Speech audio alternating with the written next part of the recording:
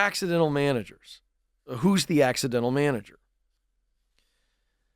According to the Chartered Management Institute, CMI, over in the UK, they did a study that found that 82% of new managers are, in fact, accidental managers.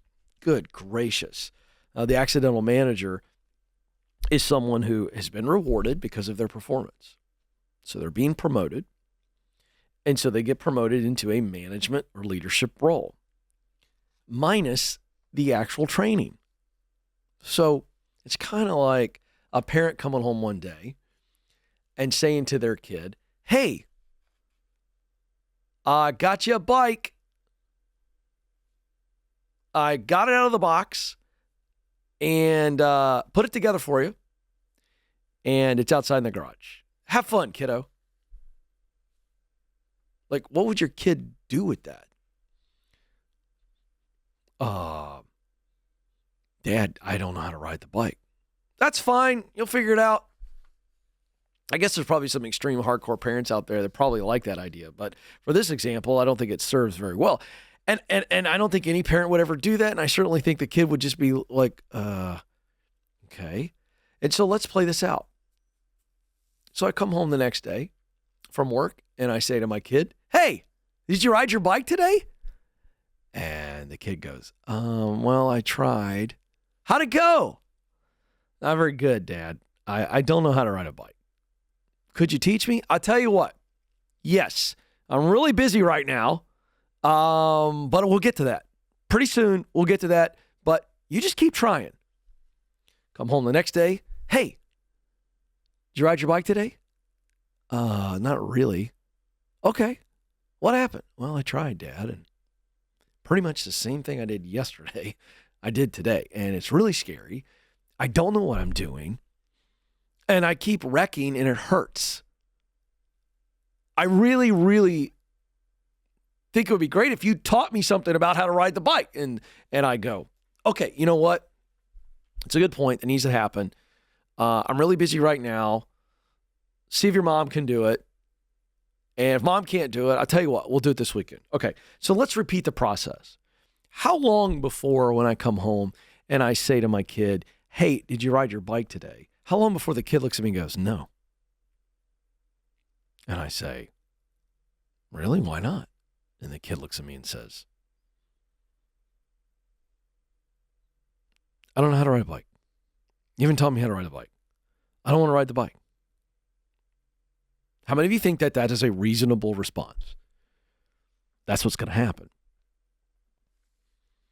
So now let's pull back and look at the accidental manager. Hey, Ken, you did a great job. You have been crushing it in this role over here. And I think it's time. I think it's time to promote you. Oh, thanks, man. I appreciate that. And we're going to promote you to a leadership role. Oh, okay. All right. All right. Oh, okay. Yeah. Okay. Wow. All right. Maybe I don't want to lead.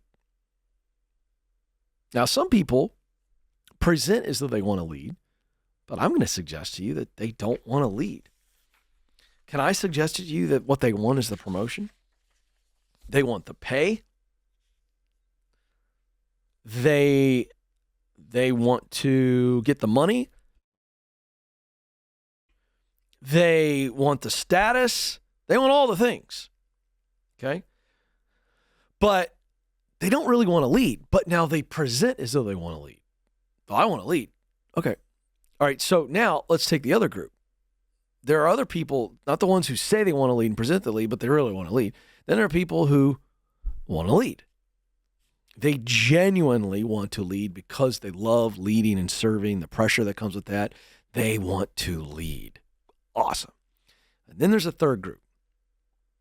And it's the accidental manager. They really don't want to lead. They don't want to lead. But when their leader comes to them and promotes them into a leadership position, what are you going to say? People value their jobs. They value their raise. They value all the things. They're going to go, okay. Now, you can still train that person. and train all three of those. You can develop all three of those archetypes.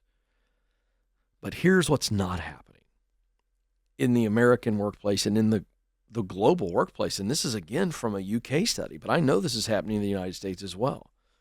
These accidental managers are not trained. They're not equipped to manage people. And as a result, they're not effective. So how does this is what's so crazy. High performer, let's reward a high performer. But we put the high performer in a leadership position that we don't train them for, and they become ineffective. Then what happens? People leave them. So it's subtraction by promotion. You ever thought about that? We're going to end up hurting the company by promoting a high performer. Why? Because we promoted a high performer into a leadership position and we don't train them how to do it, and they suck at it, and then people leave underneath of them.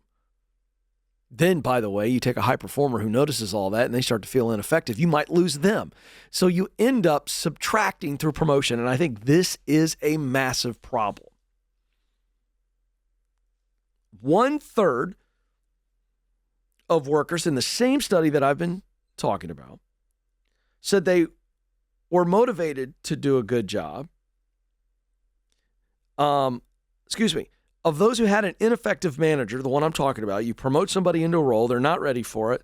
They go from high performer to low performer, and the people under them say, look, we're out.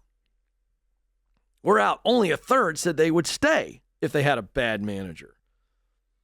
As many as half are considering leaving in the next 12 months. Why? Poor management. Here's what I'm saying.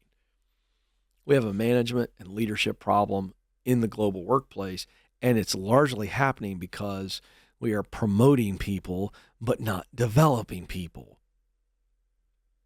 Promoting people is the quick fix. Developing people is the long play.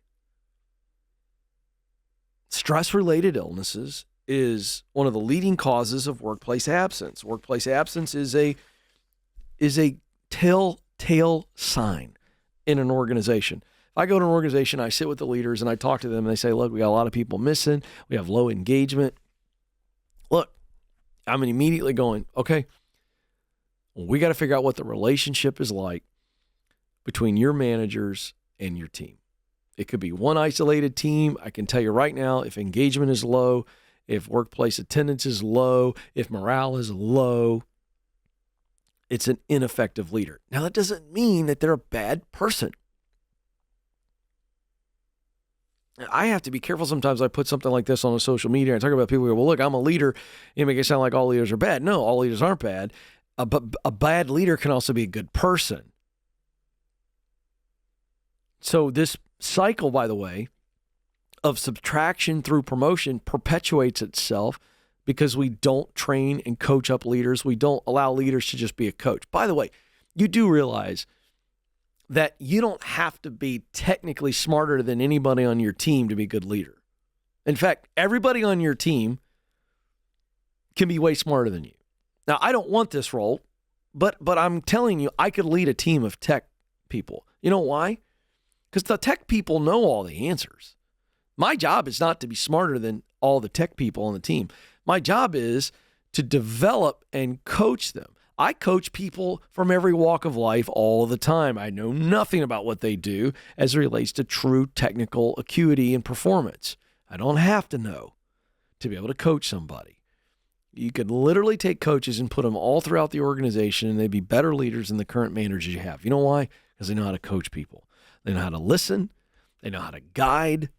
They know how to encourage. It's the answer. What are we going to do about it?